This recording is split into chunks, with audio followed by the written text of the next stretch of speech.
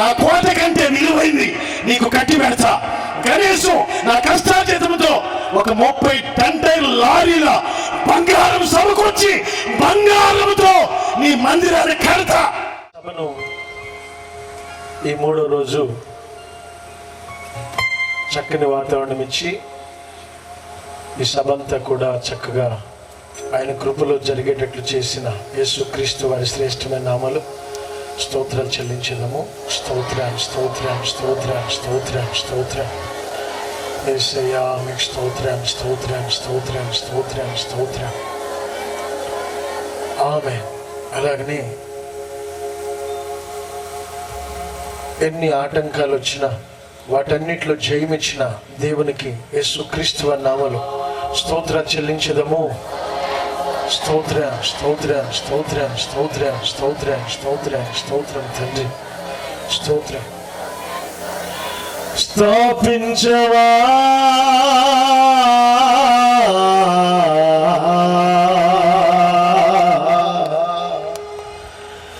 నీ సింహాసనం యేసయ్యా,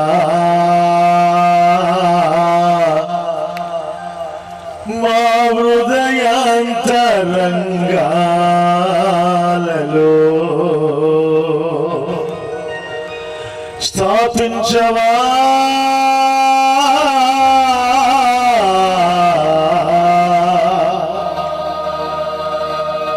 నీ సింహాసనం యేసయ్యా, నీ సింహాసనం యేసయ్యా, యేసయ్యా,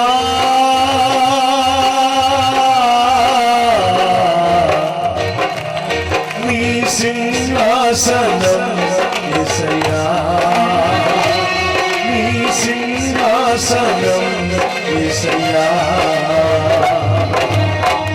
నెరవేర్చవా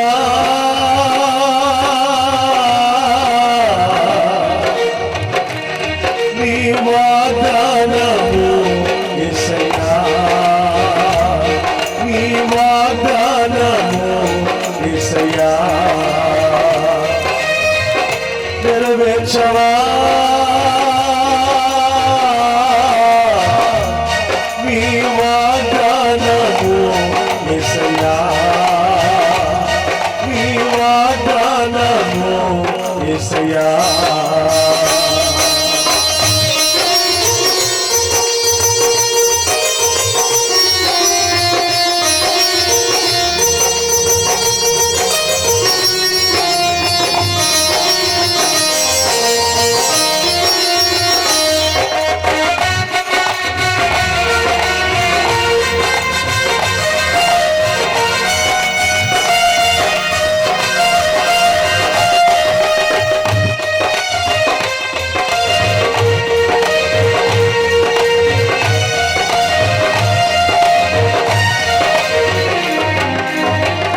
కష్టాలలో కన్నీళ్ళలో వ్యాధులలో నిందలలో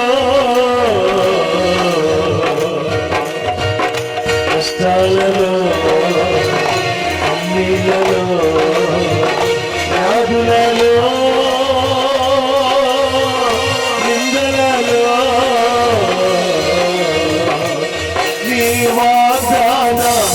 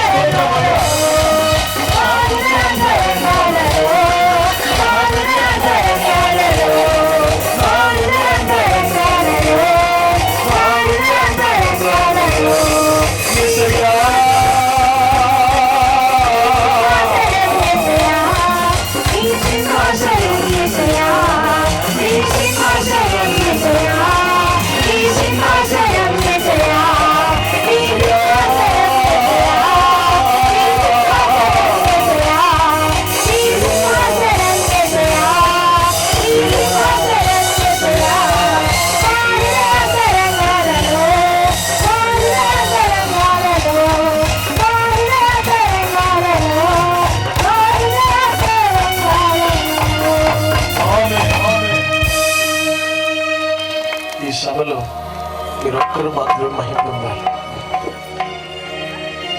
యోగ్యత అర్హత లేని వారు మమ్మల్ని అందరినీ మీ వాక్యము చేత పరిశుద్ధపరిచే దేవుడు. యవనులు దేని చేత తమ నడతను శుద్ధిపరుచుకుంటారు? మీ వాక్యమును బట్టి జాగ్రత్తగా చూసుకుని చేతే కదా నాయన మా ప్రవర్తనను. మీ వాక్యము మా పాదములకు దీపం, మా తలంపులకు దీపం, మా అంతరంగాలలో దీపం తండ్రి. ఎంతో మంది ఎన్నో సమస్యలతో వచ్చారు, ఎన్నో వేదనలతో వచ్చారు, ఎన్నో కన్నీళ్లతో వచ్చారు, ఎన్నో భారాలు తీసుకొచ్చారు తండ్రి. ఆ భారాలన్నిటినీ యేసు నామములో తొలగిపోవును గాక. ఈ రాత్రి మీ పరిశుద్ధ రక్తములో మమ్మల్ని శుద్ధి చేసి మీ పవిత్రమైన వాక్యము చేత బలపరిచి నడిపించమని యేసు నామములో నడుచున్నాను తండ్రి. ఆమేన్. దయచేసి కూర్చోండి.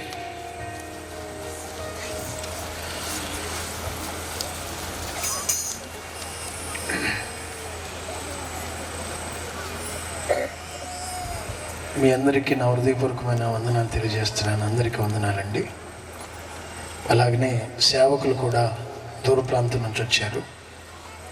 శనివారం క్రమాలు ఉన్నా కానీ వారన్నిటినీ వాయిదాలు వేసుకొని వచ్చారు. వారికి కూడా నా హృదయపూర్వకమైన వందనాలు తెలియజేస్తున్నాను. అలాగనే వాతావరణాన్ని దేవుడు చక్కగా బలపరిచి నడిపించిన దేవునికి నేను ఎంతో రుణపడి ఉన్నాను. దేవుని వాక్యంలో కొన్నిటిని చాలా జాగ్రత్తగా మనం విని వాటి ప్రకారం నడుచుకోవాలని హృదయపూర్వక మనం చేస్తున్నానండి. మన అనుకున్నటువంటి పట్టణంలో యెరూషలేము అనే పట్టణం చిత్రీకరించినాం. యెరూషలేము పట్టణము ప్రాకారాలు కలిగిందని, యెరూషలేము పట్టణంలో దేవుని కాలు మోపినటువంటి స్థలమని, సాక్షాత్తు సర్వేశ్వరుడు ఆ స్థలంలో జన్మించినట్లుగా, ఆ స్థలంలో అనేకమైన అద్భుత కార్యాలు, ఆశ్చర్య కార్యాలు, సూచక్రియలు, మహత్కార్యాలు చేసినట్లుగా మనం చూస్తున్నాం. మహనీయుడైనటువంటి యేసు ప్రభువారు ఆ స్థలంలోనే సువార్త సేవను స్టార్ట్ చేసి ప్రారంభించి ముగించినట్లుగా మనం చూస్తున్నాం. ఈ యెరూషలేములో పాలు తేనెలు ప్రవహించు దేశమని, అది కొండలు లోయలు కలిగిన దేశమని, అది పర్వతాలు కలిగిన దేశమని, ఎందుకో నీ పిల్లలైనా సరే శుభ్రం లేని చోట నిలబడితే రాయ్ అక్కడి నుంచి వచ్చి అని పిలుస్తాం మనం. లేదా పట్టుకొని అతను తీసుకొని వచ్చి ఇక్కడుండు ఇది మంచిగా ఉంటుందని చెప్తాం. దేవుడు కూడా అబ్రహాం ఏదేదో స్థలాల్లో ఉంటే అసలు నువ్వు ఇక్కడ ఎందుకున్నావు, నువ్వు ఇక్కడ ఉండకూడదు, రా నిన్ను నడిపిస్తాను, నువ్వు ఇక్కడ ఉండకూడదు, నీ స్వజనులను విడిచిపెట్టు, నీ సొంత వారిని విడిచిపెట్టు, నువ్వు ఎంత విడిచిపెడతావో అంత నీకు నేను ఇస్తా, అనేకులను నీకు అనుగ్రహిస్తా, కనుక నువ్వు ఈ స్థలంలో ఉంటావు నాకు ఇష్టం లేదు, ఈ స్థలంలో నుంచి బయలుదేరు అని చెప్పినప్పటికీ అబ్రహాము అక్కడి నుంచి హారాను వచ్చి హారాన్లో కొంతసేపు ఉండి వాళ్ళు అక్కడి నుంచి నడుచుకుంటూ వచ్చి బేర్షెబా దగ్గర ఆయన దేవుని సన్నిధిని అనుభవించి మళ్ళీ అక్కడి నుంచి సింధూర వనము వృక్షం దగ్గరికి వచ్చి ఆ వనం దగ్గరికి వచ్చి మమ్మరి దగ్గర ఆయన కొన్నాళ్ళు ఉన్నట్లుగా మనం చూస్తున్నాం. అక్కడి నుంచి ఆయన్ని ఇదిగో నీవు నేను చూపించే ప్రాంతానికి వెళ్తావా? చాలా మంది కష్టతరమైన వాటికి వెళ్ళరు. కష్టతరమైన వాటిని మనం ఎన్నుకుంటే, ఇప్పుడు పరీక్ష లేకుండా పాస్ అయింది, కరోనా సమయంలో చాలా మంది పాస్ అయ్యారు. ఎప్పుడు పాస్ అయ్యామా అంటే కరోనా నవ్వుతున్నారు వాళ్ళు. అంటే ఏంటి, వాళ్ళు రాయకుండా పాస్ అయ్యారు. ఆ సర్టిఫికేట్ అంత వాల్యూ ఉండదు. కష్టపడి చెమట వచ్చి సంవత్సరాలు తరబడి రాసి మనకు ఫలితాలు వచ్చినప్పుడు మనకు ఉన్నటువంటి ఆనందం అంతా ఇంత కాదు. అందుకనే దేవుడు ఏ స్థలంలో ఉండాలో ఆయన మనల్ని నిర్ణయిస్తాడు. నీవు అక్కడ ఉండకూడదని మహానుభావుడైనటువంటి అబ్రహాముని పిలుచుకొని కొన్ని స్థలాలు మార్పిడి చేసి చేసి చేసి అతడు చివరికి ఇక నీకు సంపూర్ణమైన ఆశీర్వాదం రావాలంటే నేను చూపించే ఇంకొక ప్రాంతానికి వెళ్ళాలి అన్నాడు. అది మోరియా పర్వతము అని రాయబడి ఉంది బైబిల్లో. ఆ మోరియా పర్వతం అక్కడ స్క్రీన్ మీద ఒకసారి చూపించండి బాబు. మోరియా పర్వతాన్ని ఒకసారి స్క్రీన్ మీద చూపించండి. ఆ మోరియా పర్వతం దగ్గరికి ఇంచుమించు 3 దినాలు ప్రయాణం చేశాడు ఆయన. అంటే నాకు తెలిసి ఒక 90 కిలోమీటర్లు లేకపోతే 60 కిలోమీటర్ల దూరం నడిచాడు. తన కుమారుడు తీసుకొని మోరియా పర్వతం మీదకి వెళ్ళాడు. ఆ పర్వతం చూడండి, అక్కడ స్క్రీన్ లో కనపడుతుంది. మోరియా పర్వతం మీదకి వెళ్ళాడు. ఇప్పుడు అదే ఇంకొక అతను నేను చూపించాను ప్రాంతానికి, నేను చూపించే ప్రాంతానికి వెళ్ళాలి అంటే అతను ఏమంటాడంటే, అయ్యా నాకు ఓపిక లేదు, నేను వెళ్ళలేను అంటాడు. అతడు నేను వెళ్ళలేను ప్రభా, నేను ఎక్కలేను ప్రభా అని చెప్తూ నేను ఈ సోయారు ప్రాంతంలో ఉంటానంటాడు. అది చదువుతారు ఒకసారి ఆదికాండములో. అయ్యా ఆదికాండము 19 వచనం. ఇదిగో నీ కటాక్షం నీ దాసుని మీద వచ్చినది, నా ప్రాణం రక్షించడం వల్ల నీవు నా ఎడల కనపరిచి నీ కృపను కనపరిచితిని. నేను ఆ పర్వతంలోకి తప్పించుకుని పోలేను. ఆ పర్వతాన్ని పోలేనంటాడు ఎవరు? లోతు. ఆ పర్వతాన్ని నేను వెళ్ళలేను ప్రభు అంటాడు. నీవు ఆ పర్వతానికి వెళితే నీవు ఉన్నతమైన శిఖరానికి వెళ్ళిపోతావు. నీ పిల్లలు ఉన్నతమైన ఉపదేశంలో ఉంటారు. నీ కుటుంబం ఆశీర్వాదకరంగా ఉంటుంది. నేను చూపించే ఆ పర్వతం దగ్గరికి వెళ్ళు అని లోతునంటే, లోతు ఏమంటాడు? దేవునికి బోధ చేస్తున్నాడు. ఏమని? ప్రభువా అలాగూ కాదు, ఇదిగో నీ కటాక్షము నీ దాసుని మీద ఉంటే నా ప్రాణం రక్షించడం వలన నీవు నా ఎడల కనపరిచిన నీ కృపను కనపరిచితివి. నేను ఆ పర్వతంలోకి తప్పించుకొని వెళ్ళలేను, ఆ పర్వతానికి వెళ్ళలేను అన్నాడు. ఈ కీడు నాకు ఆగని. లోతు మంచి ఎవరి కాలంలో ఉన్నాడు. లోతు కొంచెం వయసు కలిగిన వాడు. అబ్రహాము నిండు వృద్ధాప్యములో ఉన్నాడు. 100 సంవత్సరాలు దాటిపోయినాయి అప్పటికే. ఎక్కడికి పడితే అక్కడికి వెళ్తున్నాడు అబ్రహాము అని ప్రజలు నానా రకాలుగా అనుకుంటున్నారు.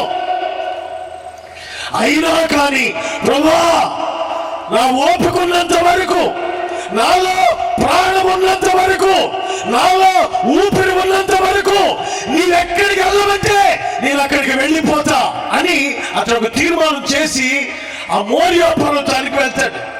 ఇదిగో ఆ మోరియా పర్వతం, ఇదిగో ఈ మసీదు గట్టుందో చూశారండి. ఇది మసీదు. ఇప్పుడు మసీదే అది. ఒకప్పుడు సొలొమోను దేవాలయం కట్టాడు. సొలొమోను దావీదుతో దేవుడు మాట్లాడితే దావీదు ఆ మందిరానికి అన్ని సమకూర్చాడు. అది అదే మోరియా పర్వతం.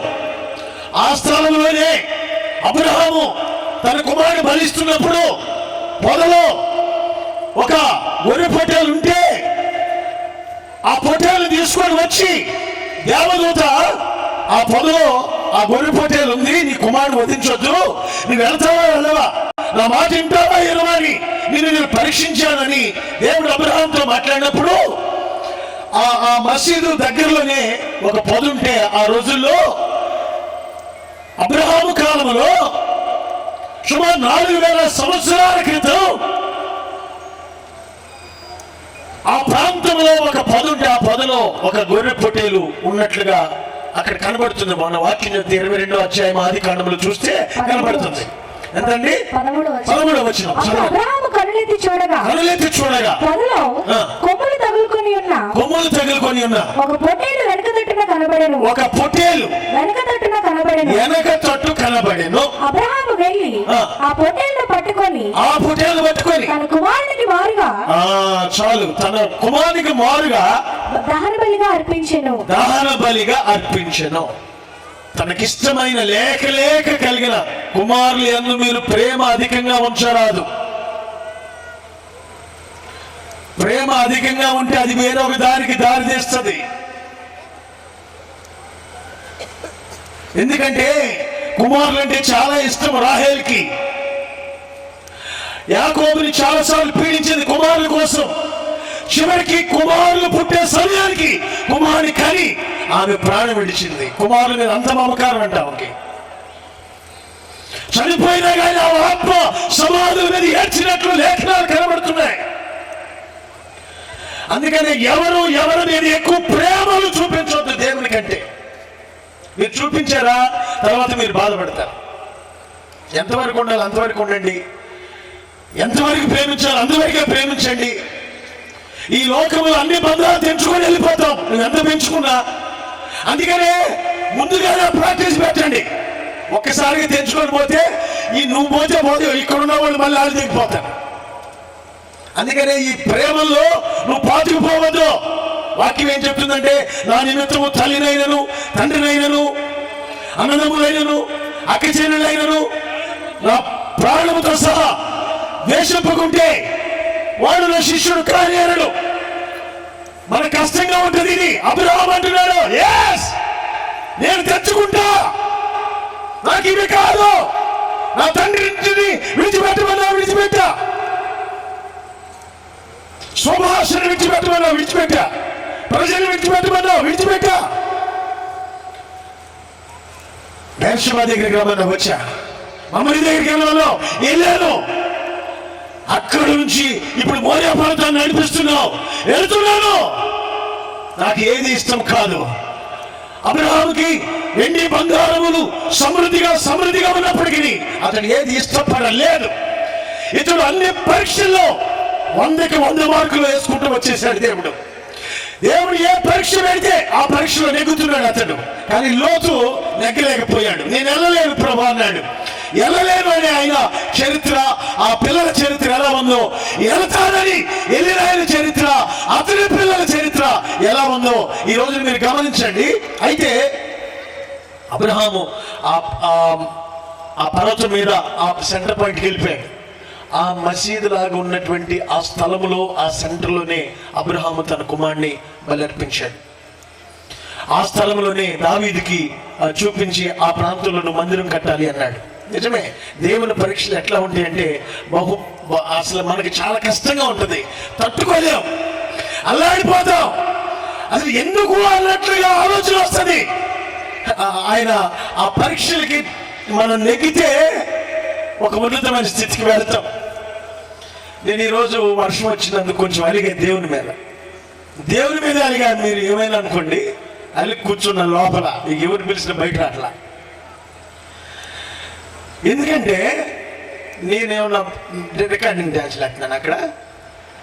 నేను ఇంత కడుపు కట్టుకొని ఇన్ని ప్రార్థన చేస్తుంటే నువ్వు ఈ రికార్డింగ్ డ్యాన్స్ వేసేటప్పుడు వర్షాలు రావు, తందనాలు అనేటప్పుడు వర్షాలు రావు, పిచ్చిగా మీటింగ్లు పెట్టినప్పుడు వర్షాలు రావు. మేము కడుపు కట్టుకొని ప్రజలంతా నీ వైపు తిరగాలంటే సృష్టి అంతా నీ స్వాధీనంలో ఉండదా? అసలు ఇది ఎండాకాలం, ఇది వర్షాకాలంగా ఉందా? వర్షం ఎందుకు వచ్చింది అని పోట్లాడాను నేను మన రూమ్లో. నేను రాను అసలు. నేను 10 గారికి ఇచ్చేద్దాం అనుకున్నా. నేను రాను అసలు, నాకు చిక్కేసింది అసలు. అయితే ప్రజలందరూ వస్తున్నారు. ఎవరు చూసినా ఫోన్ చేసి అయ్యారు వర్షం ఉందా, మళ్ళీ ఇదొక దెబ్బ. అసలే వాళ్ళు కూర్చుంటే ఈ వర్షం దెబ్బ. ఎంతమంది ఫోన్, ఎవరి ఫోన్ ఎత్తలే. నేను కాముగా కూర్చున్నా. నాకెందుకు, నా పని నీ పని, నాకేం సంబంధం అసలు అని కాము కూర్చున్నానండి. కూర్చుంటే ఈరోజు మోరియా పర్వతం గురించి చెప్తున్నావుగా అన్నాడు. Praise lord. అంటే ఏంటి మోరియా పర్వతం అంటే? అది పరీక్ష కదా. పరీక్షనా కాదా? ఇప్పుడే ఒక చిన్న ఎగ్జాంపుల్ నేను విన్నాను, అది మీకు చెప్పాలని ఆశపడుతున్నాను. ఒక సిస్టర్ ప్రతిష్ట కలిగి సేవకు వచ్చింది. అసలు బాగా కష్టపడే పురుషుడి కంటే కూడా బాగా అందరిని ఆకట్టి చాలా కష్టపడి ప్రార్థన చేసి ఆమె సేవలో చాలా ఎదుర్కొని నిలబడి ఎవరు కట్టలేకుండా ఉన్నటువంటి ఒక చక్కని మందిరం కట్టేసి ఆ మందిరానికి వేల మందిని పిలిచిందంట ఓపెనింగ్కి. సేవకుడు కూడా ఫోన్ చేసింది, పాపం వస్తానంటేనే ఓపెన్ చేసి.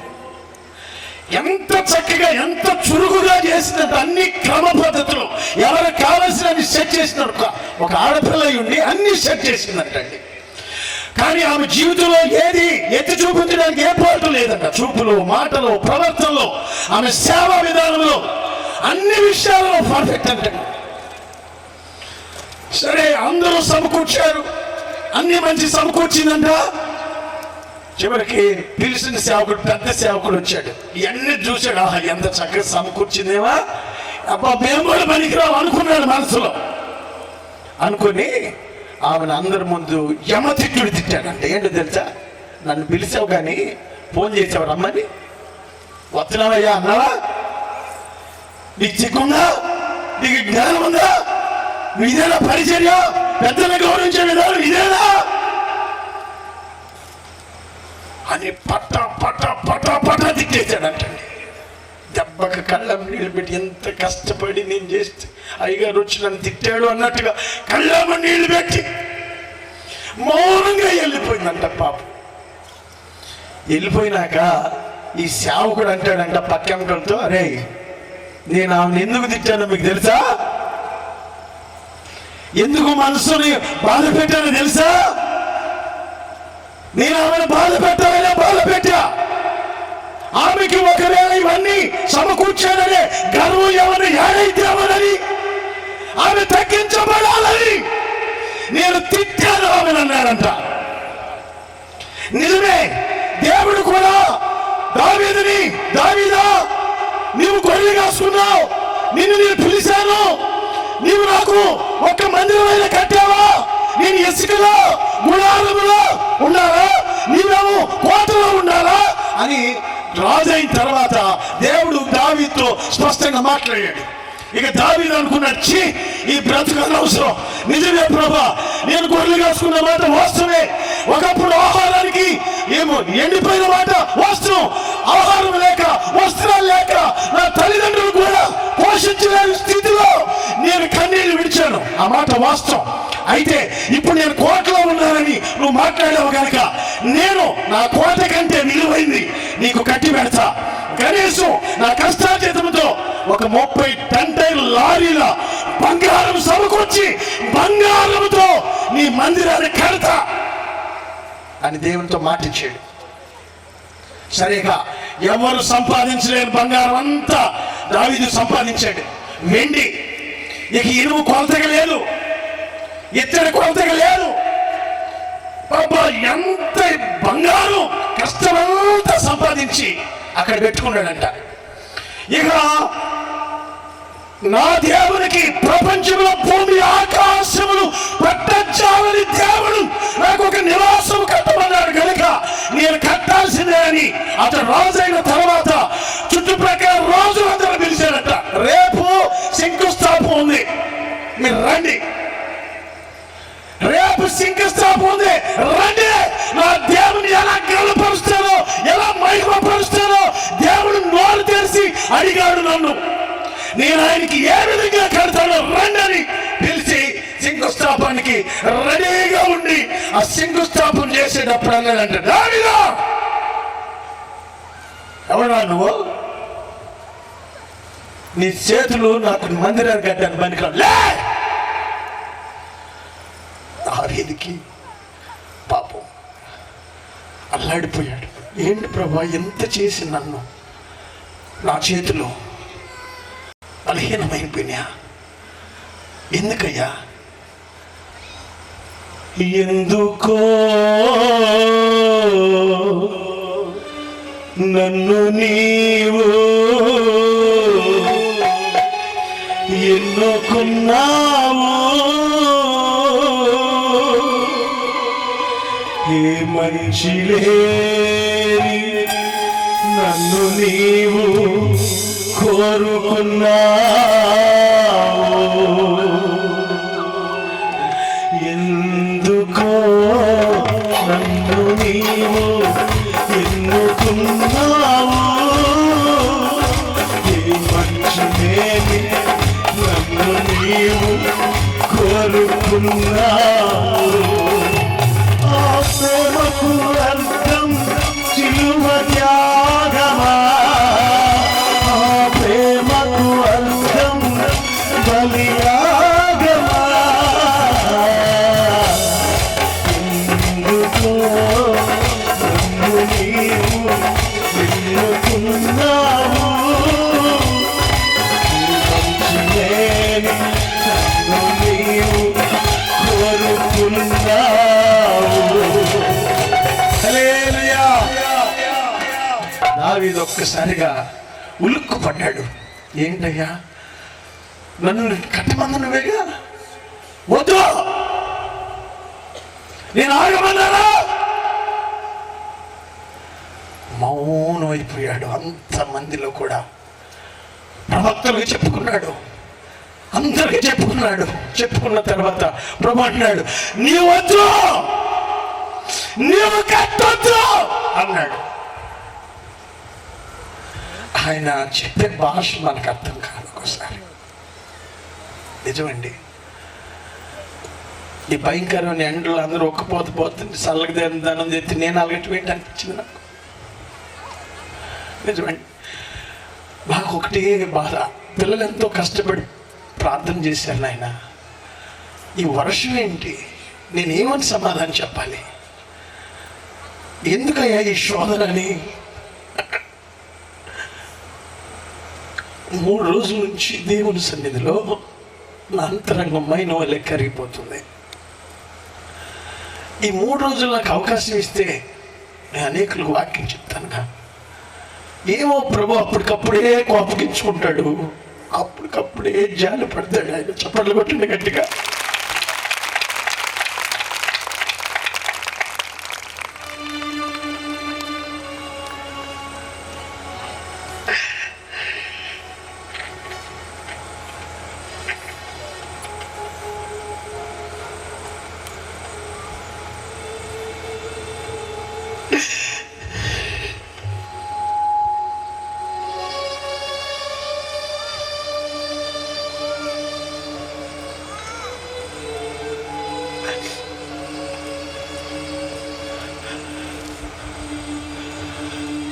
దావీదు మౌనం అయిపోయాడు, ఇంటికి వెళ్ళిపోయాడు, మౌనంగా కూర్చున్నాడు.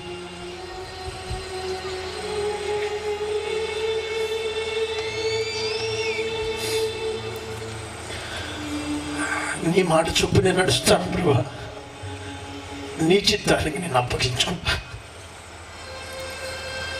నేను రాజునయ్యాననే గర్వం వచ్చిందని నన్ను పరీక్షించావు. నాకే గర్వం లేదు ప్రభు, నువ్వు ఆగిపోమంటే నేను ఆగిపోతాను. కూర్చోమంటే కూర్చుంటానని దావీదు తీర్మానం చేసి వెళ్తే ఆ రాత్రంట దావీదుని దేవుడు పరీక్షించాడంట. ఏమన్నా నా గురించి గొనుగుతున్నాడా, సనుగుతున్నాడా అని ఆ రాత్రి దేవుడు దావీదు దగ్గరికి వెళ్ళి పరీక్షించాడంటండి. దావీదు దేవుణ్ణి స్తోత్రం చేస్తానే, నీ వాక్యం చేత మేము 119వ కీర్తనలో 75, 76 వచనాలు ఒకసారి చదవండి. 75, 76 వచనాలు ఒకసారి చదవండి. నీ తీర్పులు న్యాయమైనవని విశ్వాసత గలవాడవై నీవు నన్ను శ్రమపరిచితవని నేను ఎరుగుదును. చూడండి, దావీదు చక్కగా ప్రార్థన చేశాడంట. నేను నీ మీద గొనుగుతాను ప్రభా, నీవు నాకు ఏ గైడెన్స్ ఇస్తే ఆ గైడెన్స్ లోనే నడుస్తాను నేను. తర్వాత నీ సేవకుని నీవిచ్చిన మాట చెప్పున నీ కృప నన్ను ఆదరించును గాక. నీ ధర్మశాస్త్రము నాకు సంతోషకరము. నేను బ్రతుకున్నట్లు నీ కరుణా కటాక్షములు నాకు కలుగును గాక. నేను నీ ఉపదేశములను ధ్యానించుచున్నాను. 176 అండి, 175, 176 వచనాలు చదవండి. 119 నీవు నన్ను బ్రతికింపుము, నీవు నన్ను బ్రతికించు, నేను నిన్ను స్తుతించెదను, నేను నిన్ను స్తుతిస్తాను. నీ న్యాయ విధులు నాకు సహాయమగును గాక, నీ న్యాయ విధులు నాకు సహాయమగును గాక. తప్పిపోయిన గొర్రెవలే ఎస్ అంటున్నాడు, అయ్యా ఏదైనా ఉంటే నువ్వు నన్ను ఒక తండ్రిలాగా కొట్టు, గద్దించు, కానీ నీ రాజ్యానికి మాత్రం మమ్మల్ని దూరం చేయొద్దు. మేము బలహీనం అవ్వచ్చు, ఎంతమందిలో నన్ను కొట్టినా నువ్వు తండ్రివయ్యా. అయితే మేము దారి తప్పినప్పుడు నీవు జీవం కలిగిన దేవుడు కదా, నువ్వు నన్ను కొట్టినా పర్వాలేదు, తిట్టినా పర్వాలేదు, ఎందుకంటే నీకు అన్ని రైట్స్ నా మీద ఉన్నవి. ఆయన అంటాడు, నేను దారి తప్పిపోయిన గొర్రెవలే నేను త్రోవ విడిచి తిరిగాను, నీ సేవకుని వెతికి పట్టుకో. ఎస్, ఇప్పుడు నువ్వు నన్ను పట్టుకో. Praise the lord. ఆ రాత్రి ఆ దావీదు మనస్తత్వాన్ని గొడుగుతున్నాడా, ఆగిపోమంటే చికాగ్గా ఉన్నాడా, కోప్పడ్డాడా అని రాత్రి దర్శించాడంట. అతన్ని దర్శించినప్పుడు అతని హృదయం అంటండి దేవుని కంట ఏమీ దొరకలేదంట. అతని హృదయంలో గొనగటం గాని, సరగటం గాని, కోపగించుకోవటం గాని లేదు కనుక దావీదు అన్నాడు, దేవుడు నా హృదయానుసారుడు. చెప్పండి గట్టిగా, దేవునికి స్తోత్రం కలుగును గాక. అందుకనే ఒక్కొక్కసారి ఎక్కలేనంత ఎత్తు, మోరియా పర్వతం అంత ఎత్తు మనం ఎక్కాలి.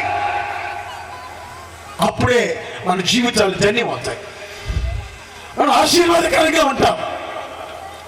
దేవుని మహాకృప దావీదుని ఎంత గద్దించినా దావీదు అన్నాడు, అయితే అయింది నాయనా, ఈ దేవాలయంలో కాదు, పరలోకంలో నా దేవాలయం నన్ను నడిపించు. చప్పట్లు కొట్టి గట్టిగా దేవునికి స్తోత్రం కలిగిన గాక. రాజా నీ భవనములో రేయింబవలు వేచి ఉంచిని, యేసు రాజా నీ భవనములో రేయింబవలు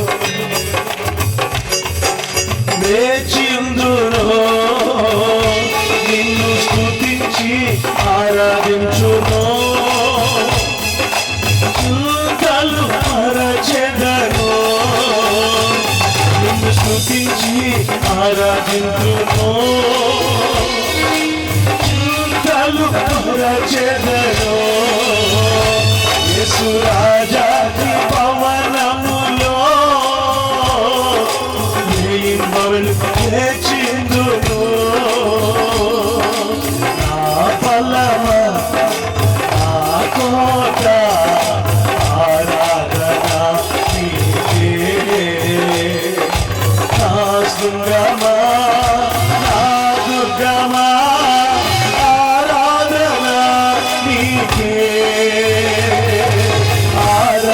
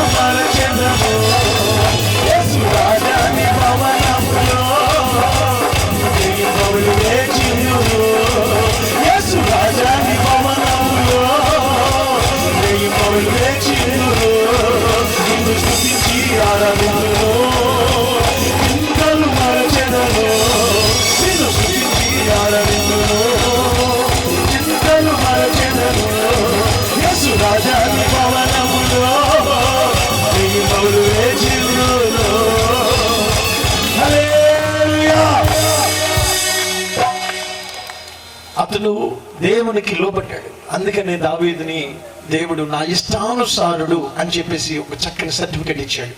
ఈ రోజున మనల్ని ఏ విధంగా శిక్షిస్తాడో తెలీదు, కానీ ఆ శిక్షకి మనం లోబడాలి. ఆయన చెడగొట్టలేదు కదా, నిజమే కదా. నేనైతే ఎందుకు ఎందుకు ఎందుకు ఎందుకు ఇట్లనే ఎందుకని అని ప్రశ్నించేదానికి నువ్వు ఎవడో రాని ఉంటుంది. రోమిలికి రాసిన పత్రిక 9 అనుకుంటాను. అసలు నువ్వు ఎవడవి? దేవుని ఇది అని ప్రశ్నించడాన్ని నువ్వు ఎవడవి? 9లోనా రోమిలి రాసిన పత్రికలో కుమ్మరి మట్టి కుండ కుమ్మరిని ప్రశ్నించొచ్చా? ఆ మాట చదవండి. రోమిలికి రాసిన పత్రికేనా 9:20 చదువుయా.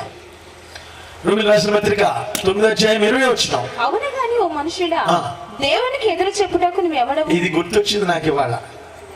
అసలు నేనెవరిని? అసలు ప్రశ్నించడానికి నేను ఎవరిని? నన్ను నేను ప్రశ్నించుకుంటాను. నాలో ఏదన్నా బలహీనత ఉంటే నన్ను శిక్షించొచ్చుగా ప్రభా, ఎందుకు ఈ వర్షం వచ్చింది? నాకేదైనా పొరపాట్లుంటే నాలో ఉన్న బలహీనతను కొట్టో తిట్టో ఏం పర్వాలేదు. నీకు నేను మనుషుల చేతికి అప్పగించకుండా, పాపం చేతికి అప్పగించకుండా, లోకం చేతికి అప్పగించకుండా, శత్రువు చేతికి అప్పగించకుండా నీ చేతిలో చచ్చిపోతా. దావీదు కూడా అదే అన్నాడు. అయ్యా, నీవు వాత్సల్యతను చూపించే దేవుడు.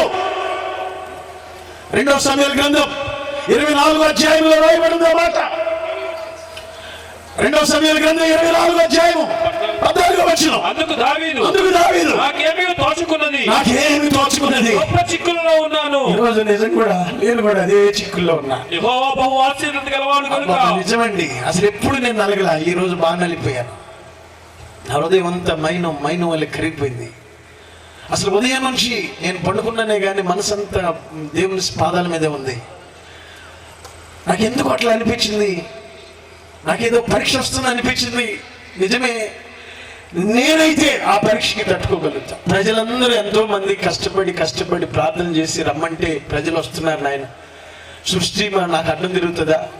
నాకు ఇలా జరుగుతూ అనిపించింది. ఆ వాక్యం గుర్తొచ్చింది. వెంటనే నన్ను ప్రశ్నించడానికి నువ్వు ఎవడివి రాయబడి ఉంది. చదవండి, చదువుయా. రోమిలి రాసిన పత్రిక 9. దేవుడు ఎదురు చెప్పుటకు నీవెవడు? ఎదురు చెప్పాక నువ్వెవడు? నన్ను ఎందుకు ఇలాగో చేసినవని రూపింపబడినది రూపించు వానితో చెప్పినా లోతు చెప్తున్నాడు. ఎందుకు నేను వెళ్ళా? మన లోతు గుంపు అయితే అందరూ తిరుగుబాటు చేయటమే. అబ్రహాం గుంపు అయితే ఎవరు తిరుగుబాటు చేయకూడదు. చప్పట్లు కొట్టండి గట్టిగా, దేవునికి స్తోత్రం. దావీదు గుంపు అయితే మౌనంగా ఉన్న పాటినే ఎక్కడ ఏది అనుభవించాలో మౌనంగా తల వంచి దేవుని సన్నిధిలో మౌనంగా ఉండాలి. నాదు పాపమే నిన్ను సిలువకు గురి చేసే, నాదు దోషమే నిన్ను అణువణువున హింసించె, దోషించి అపహసించి హింసించిరా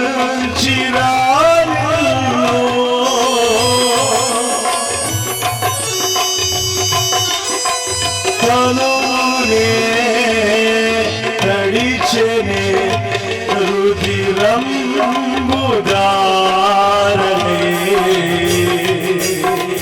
సిలువలో సిలువలో ఘోర కల్వరిలో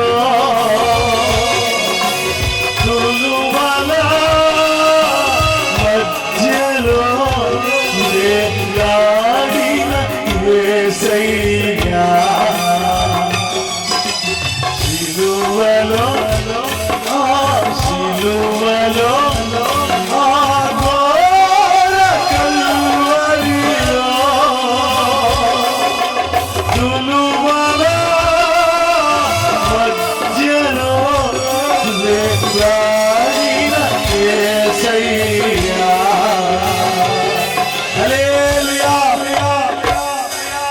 లోతు అక్కడికి వెళ్ళలేకపోయాడు, ఆశీర్వాదం పొందలేదు. అబ్రహాం అక్కడికి వెళ్ళాడు. అబ్రహాం, నువ్వు ఇచ్చే బలుడు ఆపేయి అన్నాడు. ఏమంటే ఆపేయమంటే ఆయన కూడా మనగా వచ్చేసాడు బయటికి. అలాగే ఒక్కొక్కసారి ఆయన పరీక్షలు మనం తట్టుకోవాలి. మనం ప్రశ్నించే స్థితి లేదు. నేను ఎలా ప్రశ్నించానంటే నాలో ఏదన్నా బలహీనత నన్ను శిక్షించును ఆయన. అలా అనుకున్నాను కానీ ప్రభు మీద పూర్తిగా నేను గొనగల. నన్ను నేను తిట్టుకున్నా. నేను అర్హత లేనోడిని, యోగ్యత లేనోడిని, అసలు ఈరోజు రాను. ఎందుకు రాడు ఆయన చూసుకుంటాడు. ఎందుకు మనం అంతా మనం విషాదంతా ఎందుకు రాడు? నేను అందరికంటే ముందు నేనే వచ్చేవాళ్ళ. అర్థమైందండి? ఆయన ఒక్కసారి పరీక్షిస్తాడు. ఆ పరీక్ష మనం తట్టుకోవాలి. తట్టుకోకపోతే మనం ఈ పట్టణం కాదు, పై పట్టణాన్ని మనం చేరుకోలేము. యెరూషలేము పట్టణంలో ఒక అందంగా కనిపించేది ఆ మందిరం. ఎత్తైనటువంటి ప్రాంతం అది. అక్కడ అబ్రహాముని దేవుడు అక్కడ వరకు తీసుకెళ్ళి ఇక తర్వాత అతను అబ్రహామును పరీక్షించినట్లు లేదు. ఇక అతన్ని మనం ఆ పరదేశంలోనే చూసినట్లుగా మనకు కనబడుతుంది వాక్యం. అలాగనే ఆయన పరీక్షకు నెగ్గిన వాళ్ళంతా ఒక ఉన్నతమైన అనుభవానికి వెళ్ళిపోతారు. ఇప్పుడు గొల్గొతా స్థలం, కపాల స్థలం, కల్వరి కొండ. ఒకసారి ఆ స్క్రీన్లో ఒకసారి చూపించమ్మది. కల్వరి కొండను ఒకసారి చూపించండి. ఇప్పుడు అది యేసు ప్రభువుకి ఇక చివరిగా ఈ వాక్యం చెప్పి ముగించేస్తాను. అంటే పర్వతాల గురించి చెప్పుకుంటూ వచ్చా. యెరూషలేము చుట్టూ పర్వతాలు ఉన్నాయి కదా, ఆ పర్వతాల్లో కొన్ని ప్రాముఖ్యమైన పర్వతాల గురించి చెప్పుకుంటూ వచ్చాను. ఇప్పుడు ఒక కల్వరి కొండ ఉంది, ఒక ప్రత్యేకమైనటువంటిది. ఆ కొండకి ఆ చరిత్ర కూడా. ఆ కొండ ఎంత అదృష్టమో చూడండి. నిజమే, ఒక్కొక్క పొదలు, అన్ని పొదలోనే ఒక పొదలోనే ఆయన ప్రత్యక్షమై మాట్లాడినట్టుగా మనం చూస్తున్నాం. ఆ పరీక్షలు అందరూ గెలవలేరు, అందరూ ఉండలేరు. మోషేని నువ్వు భూమి మీద సాత్వికుడు అన్నాడు దేవుడే. అయితే మోషే లాంటి వాడిని నువ్వు కానాను చేరబడ్డాడు. ఆ పరీక్షకి నెగ్గాడు. అతడు మౌనంగా ఉండిపోయాడు పాపం. మోషే 2-3 సార్లు అడిగాడు కానీ మౌనం అయిపో, దాని గురించి అడగమాకన్నాడు. మౌనం అయిపోయాడు. అలాగనే మన ముందున్నటువంటి ప్రవక్తలందరూ, సేవకులందరూ అన్ని విషయాల్లో శోధింపబడ్డారు, పరీక్షించబడ్డారు. వారి అంతరంగాల్ని దేవుడు పరీక్షించాడు. చివరికి ప్రాణం పెట్టడానికి కూడా వాళ్ళు వెనకాడలేదు.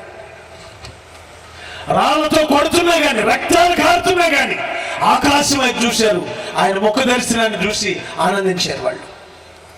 ఇప్పుడు ఈ కల్వరి కొండ నుంచి మనం కొన్ని మాటలు నేర్చుకోవాలి. యేసు ప్రభువుని శిలువను ఆయన మీద వేసి ఈ కల్వరి కొండ వరకు తీసుకుని వెళ్ళారు. ఇది కపాల స్థలం.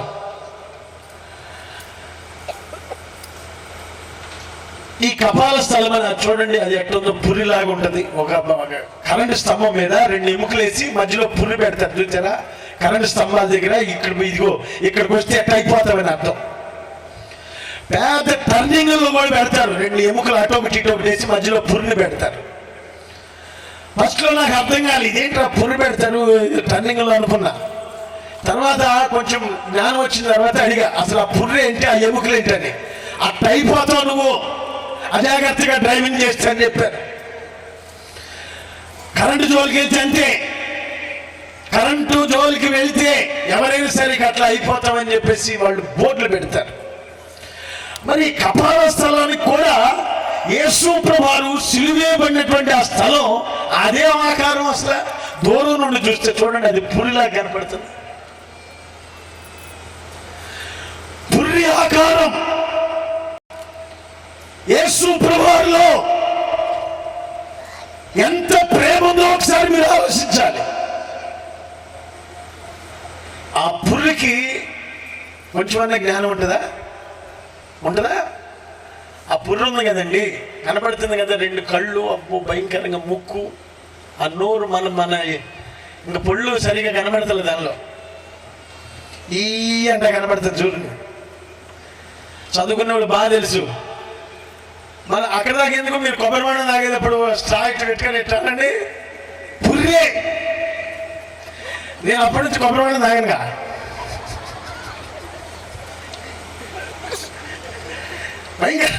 భయంకరంగా ఉంటుంది అసలు. అది తలంచినప్పుడు అమ్మో పురైపోతున్నాను ఆయన అనిపించింది నాకు. దాని ఉద్దేశం ఏంటంటే యేసు ప్రభువులో చాలా మంది అంటారు మైండ్ ఉండి చేసావు, మైండ్ లేక చేసావు, ఆ పని అట్లా చేసావు అమ్మా, మైండ్ లేకుండా చేశాను అంటారు కదా. యేసు ప్రభువు సిలువలో వేలాడేటప్పుడు ఆయన రక్తం కారుతున్నప్పుడు చాలా మంది దూరం ఉండి నువ్వు దేవుని కుమారుడు అయితే దిగిరా అని కేకలేశారు. కానీ ప్రభువు వాళ్ళ కోసం ప్రార్థన చేస్తా ఉన్నాడు. అది ఏం ప్రేమ అంటామని అంత హింసించి దూషించి అవమానపరిచి తలలు ఊడ్చు నువ్వు దిగిరా అంటే యేసు ప్రభువులో ఆ ప్రేమ ఎందుకు మన మీద? నేను నిన్న రోజు చెప్పా, కానాను అంటే ఒక శపించబడిన అనుభవం అని అర్థం. శపించబడిన వ్యక్తి తండ్రి వస్త్రాలు ఊడిపోయి తండ్రి వస్త్రే పడిపోతే అతను చూసి హేళన చేసిన వాడు కానాను అనేవాడు. తన ఇద్దరు కుమారులు గమనించి తండ్రి దగ్గరికి వచ్చి తండ్రి దిశమల కనపడకుండా ఒక వస్త్రాన్ని వెనక నుంచి వచ్చి తండ్రికి కప్పేసి తండ్రికి వస్త్రాలు చుడతాడు. ఇద్దరు కుమారులు తండ్రి అప్పుడు షేమును ఆది కాండము 9:23 అప్పుడు షేము యాపేతును వస్త్రం ఒకటి తీసుకొని తమ ఇద్దరి భుజముల మీద వేసుకొని వెనకకు నడిచి తమ తండ్రి దిశమలను కప్పిరి. వారి ముఖములు వెనక తట్టు ఉండటం వలన తమ తండ్రి దిశమలను చూడలేదు, హేళన చేయలేదు, ఎగతాళి చేయలేదు. అది ఎక్కడ తండ్రి పడిపోయింది, హేళన చేసేవాడు వచ్చారే తండ్రితో అట్ట పడిపోయాడు అని చెప్తున్నాడు. వీళ్ళిద్దరు అర్థమైపోయింది, అరే తండ్రి అట్లా పడిపోతే ఈడేంటి ఎట్లా చేస్తున్నాడని. వాళ్ళిద్దరు ఏం చేశారంటే ఒక వస్త్రం తీసుకొని వెనక్గా వెళ్ళి ఎట్లా వెళ్ళి తండ్రి మీద అట్లా వేసేసి తండ్రిని చక్కగా సిగ్గు కనపడకుండా చక్కగా చుట్టి ఆ వస్త్రాలు చుట్టి చక్కగా పరిచయం చేశారు. తండ్రి లేచిన తర్వాత ఏం జరిగిందో తెలిసి అతను శపిస్తాడు, ఇటువంటి వాడు పుట్టకూడదు, ఇటువంటి వాడు అసలు ఎందుకురా అన్నట్టుగా బాధపడ్డాడు. శపించబడిన వాడు హాము కుమారుడైనటువంటి కనాను శపించబడిన వాడు శాపం. ఈ రోజు జీవితాల్లో శాపం అనుభవిస్తున్నాం మనం. శాపగ్రస్తమైన మన కోసం ఆయన అసలు మెదడలేదు అన్నట్టుగానే మనందరినీ ప్రేమిస్తున్నాడు. ఎందుకు ఎంత ప్రేమిస్తున్నాడు? అర్హత లేని మనల్ని, యోగ్యత లేని మనల్ని, తీసివేయబడిన మనం, పాపములో ఉన్న మనం, బలహీనమైన మనం. దావీదు అదే అన్నాడు, అయ్యా సరే నేను పాపంలో పడితే పడ్డాను, నువ్వు నన్ను మాత్రం మనుషుల చేతికి శత్రు చేతికి నన్ను అప్పగించొద్దు, నీ చేతిలో నేను పడిపోతానంటాడు. 2 సమూయేలు గ్రంథం 24 అధ్యాయంలో 14 వచనంలో ఏమన్నాడండి? యెహోవా బహు వాత్సల్యత గలవాడు గనుక మనుషుల చేతిలో పడకూడదు. ఇదిగో మనుషుల చేతిలో పడితే ఆడుకుంటారు మనల్ని.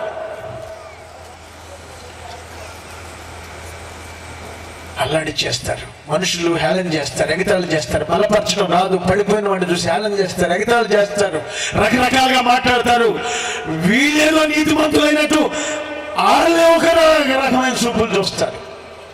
అది దేవునికి నచ్చదు. చెడిపోయిన శపించబడిన అనుభవాలలో ఉన్న మనల్ని పాలు తేనెలు ప్రవహించు దేశంగా ఆ కాలమే దేశం ఏ విధంగా మార్చాడో ఈ కల్వరి కొండ మీద యేసు ప్రభువు ప్రార్థన చేత మనలో ఉన్న అపవిత్రత ఆయన శిలువలో బల్లెముతో పొడిచినప్పుడు నీళ్లు రక్తం వచ్చింది. రక్తము మన నిమిత్తమై ప్రాయశ్చిత్తము చేసినట్టు అర్థం. చెప్పడం కొట్టండి గట్టిగా, దేవునికి స్తోత్రం. నీళ్లు మనల్ని పరిశుద్ధులుగా మార్చడానికి గుర్తు. ఆ కల్వరి కొండ మీద నీళ్లు రక్తం ఆయన బల్లెంతో పొడిచినప్పుడు ఏమైంది? అక్కడ చదవండి మాట. సైనికులలో ఒకడు నీటితో ఆయన ప్రక్కన పొడిచాను. వెంటనే రక్తము నీళ్లు కారిన ఆ రక్తము ఈ చెత్త లాంటి మనం, శపించబడిన మనం, బలహీనమైన మనం, అపవిత్రమైన పెదవులు కలిగిన మనం, అపవిత్రమైన చూపులు కలిగిన మనం, బలహీనమైన మనం, నీచమైన మనం, తీసివేయబడినటువంటి వారం, పరిశుద్ధత కొంచెం కూడా లేని వారం. అటువంటి వారిని ఆ కలువరి కొండ మీద యేసు ప్రభువారు మన కోసం ఎంత ప్రార్థన చేస్తే, ఈ పొడిచిన వాడికంటండి, ఈ పొడిచాడు చూసారా, బళ్ళతో పొడిచాడు చూసావా, అతనికి ఆ సైనికుడి కంటే ఒక కన్ను సరిగ్గా కనపడదంటండి, ఒక కన్నే కనపడుతుందంట. అతని కన్ను అసలు కనపడదంట. ఎప్పుడైతే పొడిచి ఆ బళ్ళని తీసాడో ఈ నీళ్లు అతని మీద పడినాయి. రక్తం ఒక డ్రాప్, చిన్న రక్తం ఒక డ్రాప్ అతని కంటిలో పడింది. కంటిలో పడగానే అంటున్నాడు ఆయన, నిజముగా ఇతడు సర్వోన్నతుడైన దేవుని కుమారుడు. చెప్పండి గట్టిగా, ప్రైజ్ ది లార్డ్. ఇతడు సైన్యములకు అధిపతి అయిన దేవుని కుమారుడు, ఇతడు దేవుడు, ఇతడు సర్వోన్నతుడు అని చెప్పేశాడు. కారణం ఏంటంటే అతని కన్నట యేసయ్య ఆ సిలువలో నుంచి కారిన రక్తపు డ్రాప్ ఆ కంట్లో పడగానే కన్ను తేటగా కనపడిందంట. చప్పట్లు కొట్టి గట్టిగా, ఇది చూచిన వాడు సాక్ష్యం ఇచ్చుచున్నాడు. సాక్ష్యం ఇచ్చుచున్నాడు. అతని సాక్ష్యము సత్యమే. సాక్ష్యము సత్యమే. మీరు నమ్మనట్లు అతను సత్యము చెప్పుచున్నాడు. సత్యము చెప్పుచున్నాడు. ఆయన ఎరుగును. చూడండి, సత్యవంతుడు ఇతడు, ఇతడు పరిశుద్ధుడు, ఇతడు పాపలు క్షమించేవాడు. నేను బళ్ళతో పొడిస్తే, నేను అతను చంపాలని చూస్తే అతడు నాకు చూపునిచ్చాడు. అందుకని ఆయన మహనీయుడు. నిజమండి. అందుకనే కపాలం అంటే ఆ పురిలో యేసయ్యకి ఏం లేదు, అందరూ ప్రేమించే మనసు అది. ఒక వర్గమో, ఒక కులమో, ఒక మతమో కాదు, సర్వలోకాల ప్రజల్ని ఆయన రక్తంతో కడగాలని ఆయన యొక్క ఉద్దేశం. ఆయన మనసుతో ఆలోచిస్తే ఏ వర్గం గురించి ఆలోచించాలి, ఒక పక్క ప్రజల గురించి ఆలోచించాలి. అందుకనే ఆ పురి యొక్క అర్థం ఏంటంటే అసలు ఆ మైండ్ లేకుండానే ప్రభు. చాలా మంది అంటారు నీతిమంతుల్ని కాదు కదే పనికి మనల్ని ప్రేమించడం ఆ దేవుడు అంటారు. ఒక తల్లికి బిడ్డలు ఉన్నప్పుడు అందరూ అవయవాలతో పుట్టి ఉన్న వారి మీద కంటే అవయవాలు లేక ఒకడు పుడితే తల్లికి ఎవరి మీద ఉంటుంది మనసు? అవయవాలు లేని వాడి మీదే ఉంటుంది. అలాగనే ఈ రోజున నేను నీతిమంతుల కొరకు రాలేదు. యేసుప్రభువే చెప్పాడు డైరెక్ట్గా, నేను నీతిమంతుల కొరకు రాలేదు. ఏమంటాడు? నేను నీతిమంతుల కొరకు రాలేదు, నేను పాపులను పిలవచ్చితిని గాని. పాపులను పిలవచ్చితిని. రిఫరెన్స్ చెప్పండి అన్నమాట. మార్కు సువార్త 2:17 వచనం చదవండి అన్నమాట. నేను పాపులను పిలవచ్చితిని గాని. పాపులను పిలవచ్చిన. ఏ స్థితిలో ఉన్నా మనం ఈ రాత్రి ఏ స్థితిలో నువ్వు ఈ స్థలంలోకి వచ్చావు? అమ్మా, ఆయన అంటున్నాడు మనందరినీ పాలు తేనెలు ప్రవహించు మంచి దేశం వల్లే మార్చేస్తాడంట మనల్ని. ఈ రాత్రి నువ్వు ఏ స్థితిలో ఉన్నా సరే, ఏ బలహీనతలో ఉన్నా సరే, ఏ చీకటిలో ఉన్నా సరే, ఇదిగో ఎన్నో సంవత్సరాల నుంచి సువార్త సేవలో నువ్వు పాలు పొందుతున్నావు, ఎన్నో సంవత్సరాల నుంచి చూసి చూడనట్టుంటున్నావు. నీ జీవితంలో ఇప్పుడు ఆయన రక్తపు డ్రాప్ నీకు తాగితే నీ స్థితిలో మారిపోతాయి. ఆయన ప్రక్కలో నుంచి కారిన ఆ నీళ్ల చేత నీవు శుద్ధుడు అవ్వాలి. ఆయన రక్తము చేత నువ్వు పవిత్రుడిగా మార్చబడాలి. మీలో పాపము లేదని చెప్పుకునేవాడు అబద్ధికుడని వాక్యం సెలవిస్తుంది. 1వ యోహాను పత్రిక 1వ అధ్యాయం 7 వచనం అండి. ఒకసారి చదువుతాను. మనము పాపము లేని వారని చెప్పుకునే ఎడల, మనము పాపము లేదని చెప్పుకునే ఎడల మనల్ని మనమే మోసపరుచుకుంటున్నాం. మనము పాపము చేయలేదని చెప్పుకునే ఎడల అబద్ధికునిగా యేసుని చేస్తున్నామంట. ఈ రోజున అప్పుర్వలి అనగా ఆయన మైండ్ లేని వానిగా, ఇంత పిచ్చిగా, ఇంత గుడ్డిగా మనల్ని ఆయన నమ్ముతున్నాడు. ఈ రాత్రి నీవు ఆయనకు చోటిస్తావా? నీళ్లను ద్రాక్షరసంగా మార్చిన దేవుడు నీ స్థితిగతులను మార్చగలిగిన వాడు ఆయన. చేదైన నీళ్లను తీపి నీళ్ళగా మార్చిన వాడు, మారా అనుభవాలను మధురాలుగా మార్చిన వాడు, చరిత్ర లేని కాలాలను ఎంత గొప్ప దేశంగా మార్చేశాడు.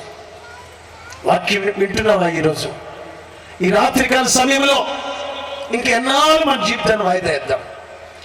ఒక మూర్ఖంగా యేసును చంపాలన్నవాడే యేసుక్రీస్తు వారు సత్యవంతుడని చెప్తున్నాడు కదా. ఈ రోజున ఇక్కడున్న మనం చాలాసార్లు ప్రభు సన్నిధిలో మనం చాలాసార్లు తొలగిపోయిన వారు, తప్పిపోయిన వారు. దావీదు ఎంత తగ్గించబడ్డాడు. యేసు ప్రభువుని కూడా లోక పాపాలన్నీ మోసినప్పుడంట, మన పాపం ఆయన భరించాల్సి వచ్చినప్పుడంట, తండ్రి దేవుడంట ఆయన్ని చెయ్యి విడిచిపెట్టినట్టు రాయబడి ఉంటుంది. ఆ శిలువ భారం ఆ హింస ఘోరం యేసయ్య నీపై మోపింది ఎవరు? ఆ శిలువ భారం ఆ హింస ఘోరం యేసయ్య నీపై మోపింది ఎవరు? ఆ శిలువ భారం ఆ హింస ఘోరం యేసయ్య నీపై మోపింది ఎవరు? నేనెవరు తనవారు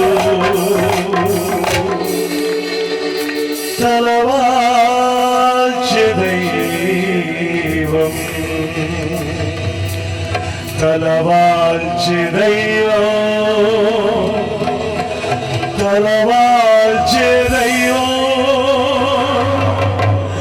తలవాల్చె దైవం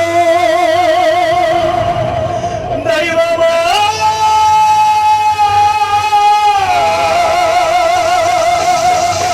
దైవమా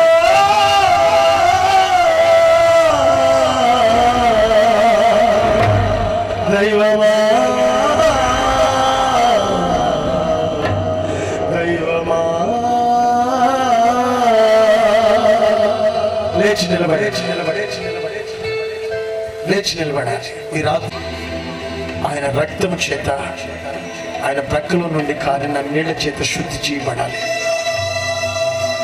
నువ్వు ఏ స్థితిలో వచ్చినా ఆయన సిద్ధముగా ఉన్నాడు నిన్ను పరిశుద్ధపరచడానికి, నీ పిల్లలను పరిశుద్ధపరచడానికి, నీ భర్తను పరిశుద్ధపరచడానికి, నీ భార్యను పరిశుద్ధపరచడానికి.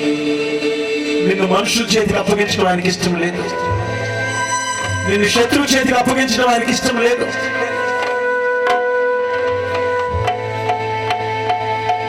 నిన్ను పాపం చేతికి అప్పగించడం ఆయనకి ఇష్టం లేదు. కానాన్ అనే దేశానికి ఎంత ఖ్యాతినిచ్చాడు దేవుడు. ఈ రాత్రికాల సమయంలో మనందరికీ ఆయన సమయాన్ని ఇస్తున్నాడు. ఇది అనుకూల సమయం, ఇదే రక్షణ దినం. ఈ దినం అనుకూలమైన సమయం. ఒక్కసారి ఆకాశం చేతులు మీ కుడి చేయి చూపించండి. ఎస్, మీ కుడి చేయి చూపించండి. అందరూ అందరూ అందరూ అందరూ ఇక్కడ ఉన్న వాళ్ళంతా మీ కుడి చేయి చూపించండి. ఆ చేతి మీద ఆయన రక్తం, ఆయన ప్రక్కలో నుండి కారిన నీళ్లు పడాలి. యేసు నామములో ప్రభా మమ్మల్ని శుద్ధి చేయి. ఏ ఆత్మ కావాలని వచ్చారు, ఆత్మను సమృద్ధిగా అనుగ్రహించండి తండ్రి. స్తోత్రం స్తోత్రం స్తోత్రం. ఈ రాత్రి మేమందరం కూడా నీ ఎదుట నిలబడి ఉన్నాం. బహు బలహీనులుగా కనబడుతున్నాం. బలహీనులు బలపరిచే దేవుడు, ఆదరణ లేని వారికి ఆదరణ ఇచ్చే దేవుడు, అనాథులను చేయిచ్చే దేవుడు కాదు, తల్లిదండ్రులు లేని వారిని ఆదరించే దేవుడు, భర్త లేని వారిని వారి పక్షాన్ని నిలబడి న్యాయం చేకూర్చేవాడు, భార్య లేని వారి పక్షాన్ని నిలబడే దేవుడు, తల్లిదండ్రులు లేని వారి పక్షాన్ని నిలబడే దేవుడు, సమస్తాన్ని పోగొట్టుకున్న వారిని నువ్వు తృప్తిపరచగలిగిన దేవుడు. స్తోత్రం అయ్యా, స్తోత్రం స్తోత్రం. చేతులు అలానే చూపించాడు. ఎవరు తెచ్చు ఈ 23 సంవత్సరాలుగా మీ సన్నిధిలో, మీ సువార్త సేవలో వాక్యం విన్న ప్రతి ఒక్కరిని కూడా ప్రాంతాలు వెలిగించే దేవుడు తండ్రి. స్తోత్రాలు స్తోత్రాలు స్తోత్రాలు స్తోత్రాలు. యేసయ్యా, నువ్వు చక్కని దేవుడు, నమ్మదగిన దేవుడు, ఎన్ని సమస్యలతో వచ్చిన ఆ సమస్య నుంచి విడిపించేయండి. వారి కన్నిటి నాట్యముగా మార్చండి. నా జీవితం శాపంగా మారిందన్న వారికి ఈ రోజున ఆశీర్వాదకరంగా మార్చినట్లు సహాయం చేద్దాం. ఏ దారి లేదు అనుకున్న వాళ్ళకి నీవు మార్గమై నడిపించిన ఆయన స్తోత్రం. వెలుగై ఉన్న దేవుడు, నీ కృప చూపించే దేవుడు, ఆదరించే దేవుడు. ఈ చివరి రాత్రి ఎంతో చక్కని అద్భుత కార్యం చేసినందుకే స్తోత్రమయ్యా. చేతులు నీ వైపు చూపించారు, వాళ్ళని పరిశుద్ధపరచారు. మీ రక్తంతో కడగండి, హిమము కంటే తెల్లగా కడగండి. మీ నీతితో అలంకరించండి, మీ పరిశుద్ధాత్మతో అలంకరించండి. మమ్మల్ని అందరినీ మీ నీతి చేత మమ్మల్ని అలంకరించండి. మీ నీతి నియమాలు, మీ కృపా సింహాసనం మా గుండెలో స్థాపించి మా పేర్లు జీవ గ్రంథాల్లో, గొర్రెపిల్ల జీవ గ్రంథాల్లో లిఖించండి తండ్రి. స్తోత్రాలు. మీ సన్నిధి మాకు అనుగ్రహించండి. పరలోకమందు నెరవేరినట్లు భూమి మీద నీ ప్రజలకి కృప సమృద్ధిగా అనుగ్రహించబడునుగాక.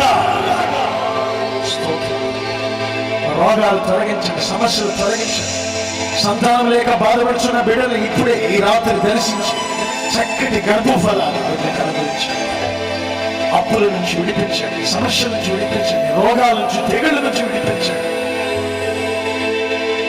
కొన్ని దినాలుగా పరిచయం చేస్తున్న ఎవరి బిడ్డలందరినీ దీవించి ఆశీర్వదించండి. స్త్రీలను, పురుషులను, సంఘాన్ని దీవించి ఆశీర్వదించండి. ఎన్నో దినాలుగా ఉపవాసాలు చేసిన ఈ సంఘాన్ని దీవించి ఆశీర్వదించున్నాయి. ఈ ప్రాంతపు ప్రజలు అనేకులు సహకరించిన బిడ్డలందరినీ దీవించి ఆశీర్వదించండి. ఈ చుట్టుప్రక్కల వారిని దీవించి ఆశీర్వదించండి.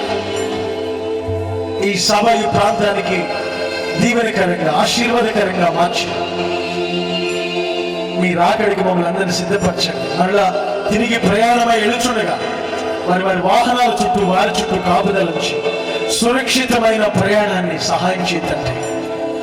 ఆయన సమాధానంగా వచ్చిన ఈ బిడ్డలందరినీ సమాధానంతో నింపి మీ కృపలతో బలపరిచి మీ సేవకులు దీవించండి, వారి సంఘాలను దీవించండి.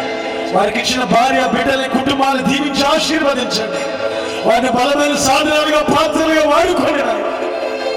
వారు అనేకులు సిద్ధపరిచి, వారు సిద్ధపడి మీ రాకడికి మేమందరం సిద్ధపడి అనేకులు సిద్ధపరిచే కృపను కలుగు చేయమని. సంగీత వాయిద్యాలు వాయించిన బిడ్డలు దీవించండి, సౌండ్ సిస్టమ్ దీవించండి. ఆయన స్క్రీన్ మీద ఆపరేట్ చేస్తున్న బిడ్డలు దీవించండి, కరెంట్ ఇచ్చిన బిడ్డలు దీవించండి, జనరేటర్లు ఇచ్చిన బిడ్డలు దీవించండి, షామేలు సప్లై చేస్తున్న బిడ్డలు దీవించండి. ఈ కూడికలో పాలు పొంది ఏ వంతుతో పాలు పొందినారో వాళ్ళందరినీ కూడా దీవించి ఆశీర్వదించి వారి గుప్పుల్ని ఆశీర్వదించి మేలుతో నింపమని యేసు పరిశుద్ధ నామములో అడుగుచున్నాను పరమ తండ్రి. తండ్రి అని దేవుని ప్రేమ, కుమారుడైన యేసుక్రీస్తు వారి కృప, పరిశుద్ధాత్మ యొక్క అన్యోన్య సహవాసం సకల పరిశుద్ధులతో, సకల ప్రజలతో కూడి వచ్చిన మనందరికీ తోడై నడిపించును గాక. ఆమేన్. హల్లెలూయా. ఇప్పటి వరకు క్షేమంగా నడిపించి ఈ 3 దినాలు సభలను జయప్రదంగా జరిపించిన యేసయ్యకి స్తోత్రాలు చెల్లించేదము. యెహోవా నా బలమా, యథార్థమైనది నీ మార్గం, పరిపూర్ణమైనది నీ మార్గం. యెహోవా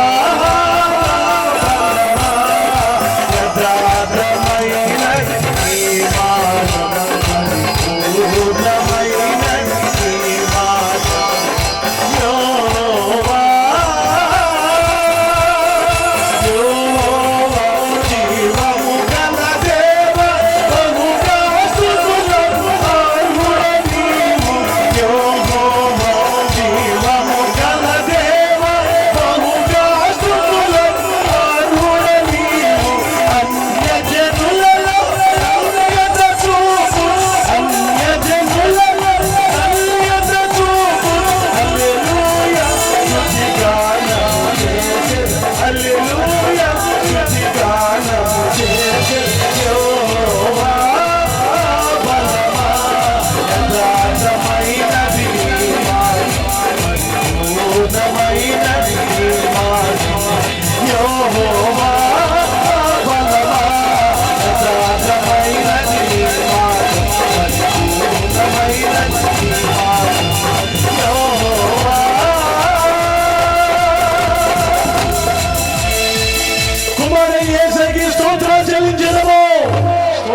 స్తోత్రం స్తోత్రం స్తోత్రం స్తోత్రం.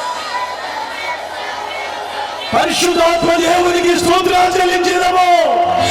స్తోత్రం స్తోత్రం స్తోత్రం స్తోత్రం స్తోత్రం. తండ్రి అయిన దేవునికి స్తోత్రాలు చెల్లించేదము.